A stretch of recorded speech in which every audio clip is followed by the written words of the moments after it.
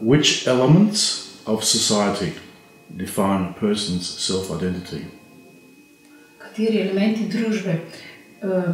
Jaz mislim, da celotna samopodoba je na nek način družbeno definirana. Naša realnost je socialno, kulturno konstruirana in skozi vzgojo nam pravzaprav okolje, v katerem živimo, natakne očala, skozi katerega doživljamo sebe, svoje telo, čeprav smo biološko bitje, in okolje okoli sebe.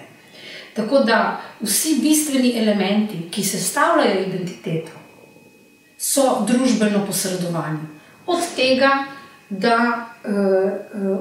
kako gledam svoje telo kot čisto fiziološko bitje, do, če hočete, tega, kako evalviram to, da imam blond barvo in modre oči. V slovenskem okolju na nek način v obdobju fašizma je pa to bil še kako pomemben kazalec, po katerem se je ljudi razvrščalo na bolj in manj razvite, bolj in manj IQ sposobne. Se pravi, okolje je zelo pomembno. Čeprav ne smemo zanemariti bioloških faktorjev, ki so nam s predispozicijami posredovani. In terms of self-identity, what role does culture play? Zelo pomembna. Poleg družbene konstrukcije identitete, kjer govorimo o teh realnostih, ki jih sociologija ujame v pojem družba, je kultura druga plat istega življenja, ki zelo pomembno vpliva na posameznika z elementi, ki jih antropologija prepoznava kot kulturne privine. Na prvo mesto bi seveda postavila vrednote, ki tako na individualni kot skupinski ravni. In te vrednote določajo najprej, kako samo sebe doživljam, in moje samopodoba še kako vpliva na moj odnos do ljudi, s katerimi živim. In jaz mislim, da je kultura eden ključnih kanalov, ki usmerja človekove percepcije sveta. What type of cultural elements? Is it food, language, music? Is that the kind of thing that influences identity? Vse te. Vse te plus še dodatne. Jaz jih tukaj ne bi naštevala, bi pa mogoče samo omenila, da je v znanosti moderno deliti te kulturne faktorje ali pa kulturo na visoko in nizko. Nizko tradicijo in potem govorite o visoko razviti kulturi in ne vem kaj. In potem nizko so pa recimo neka tradicionalna glasba ali pa folk glasba ali pa umpa pumpa muska včasih rečejo.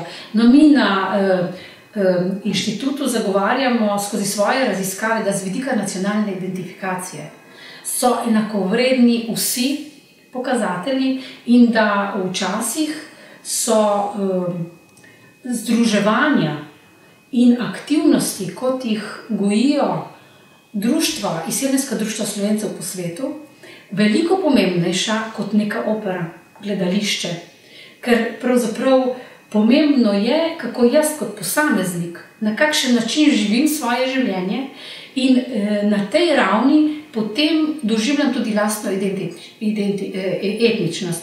In moja pravica je, da sam izberem, na kakšen način bom živel svojo etnično identiteto in jo tudi reproduciral in prenašal naprej. In to, kar izberem, je mogoče drugačno od načina, kako to delajo drugi, vendar vsekakor enakovredno in enako pomembno. What is Slovenian traditional culture? Tudi to je težko povedati. Zdaj, če boste vprašali etnologe, muzikologe, vsak bi imel svojo definicijo, kaj je slovenska tradicionalna kultura.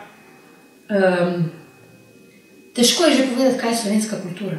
Kaj pa je slovenska kultura? A je to dolenjski način življenja? Slovenija je tako pestro okolje, ki je že samo v sebi tako diverzificirano, že znotraj tega, kar se razglaša, da je slovensko. Nenazadnje imamo tudi številne dialekte, kateri je najbližje slovenski, kateri je tisti, ki je slovenski jezik. In pogosto, ko se o tem pogovarjamo okoli priseljencev, ko nekateri pravijo, priseljenci pa moraš asimilirati v slovenstvo, potem rečemo v redu, ampak v katero slovensko kulturo boš ti zdaj nekoga prisilno vkalupil? V to, kar živijo bogati, ali to, kar živijo srednji sloj, ali to, kar živijo revnejši? V to, kar živijo Dolenci, Prekmurci, ali to, kar živijo, ne vem, Primorci? Katera hrana je pravzaprav slovenska? Če ne vse. In po moje so vse. What do you think is Slovenian contemporary culture? Ja, jaz bi pravzaprav podobno odgovorila. Jaz mislim, da pravzaprav slovenska kultura trenutno so vse različice, ki jih na skupinski ali individualni ravni živijo ljudje, ki se identificirajo s tem, da so Slovenci. Pa ne samo na prostoru slovenske države, se pravi ne samo etnično Slovenci, tudi ostali slovenski državljani, tudi preko meja, ko govorimo o manjšinah, in še širše, ko govorimo o Slovencih po svetu, ne samo kot izseljenci ali ti, ki so na začasnem delu, ampak tudi njihovi potomci. In mi že leta zagovarjamo pravzaprav, da to slovensko kulturo, tradicijo, sedanjost zgolj bogati. In da pravzaprav slovenstvo ni presek, ampak združena množica, če govorimo v matematičnem pomenu besede. Which Slovenian elements do you think are important for Slovenians abroad to maintain? Ja, jaz mislim, da za Slovence po svetu danes na emocionalni ravni je najprej pomembno priznanje in dovoljenje, da so Slovenci, če tudi ne govorijo slovenskega jezika, in da je za njih pomembno, da se jim dovoli in se jih spoštuje, da na različne načine živijo to svoje slovenstvo in da pravzaprav smo ponosni na to, da se sploh še želijo identificirati s slovenstvom in na ta način postajajo ambasadori slovenske kulture v zelo različnih okoljih. In to je pravzaprav po moje neizkoriščen vir in bogatstvo, ki se ga slovenska država vse premalo zaveda.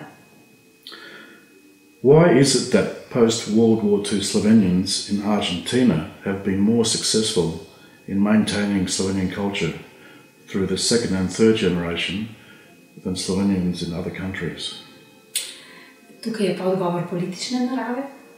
Mislim, in tudi delno antropološki. Prvič, Slovenci smo v anglosaksonskem svetu, pa tudi po Evropi, kot izseljenci predstavljali manj vredne skupine. Znotraj etnične stratifikacije smo bili razglašeni za manj dobrodošle.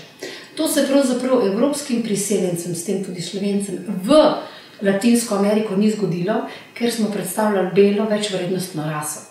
Na nek način bi se to lahko zgodilo v Avstraliji, ampak ker smo prišli v drugem valu za anglosaksoncem, tako kot v Ameriki, smo pravzaprav že bili srednjeevropski val, ki je bil razglašen skozi rasizem in nacionalizem za manj razvite skupine.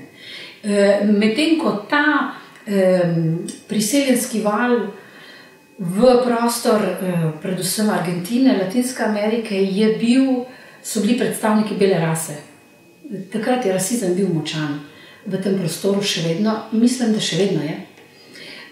Drug razlog je pa politične narave, ker pravzaprav povojna politična skupnost je bila desne provenience in takrat vemo, kako je bila kontekst. Vemo, da je bil Peron na oblasti in poleg tega, se pravi politično zaledje in tretja stvar, verska pripadnost.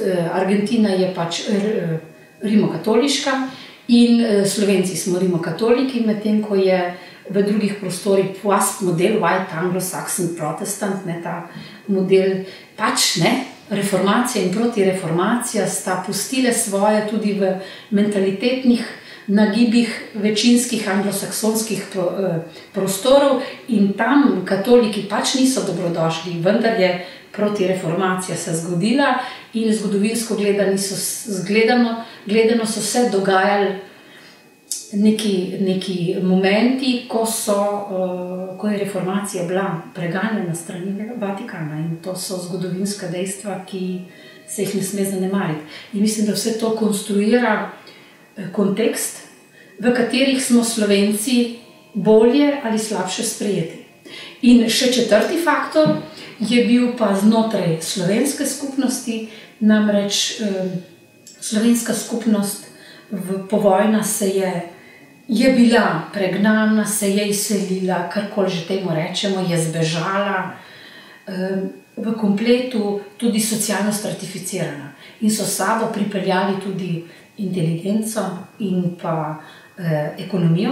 To so pa tisti potenciali, ki so lahko konstituirali slovensko skupnost v Buenos Airesu kot zaprto skupnost, ki se je sama izolirala od večinske skupnosti, čeprav je bila dobro sprejeta, z željo po vrnitvi v osvobojeno Slovenijo. Zdaj, kakorkoli že to razumemo.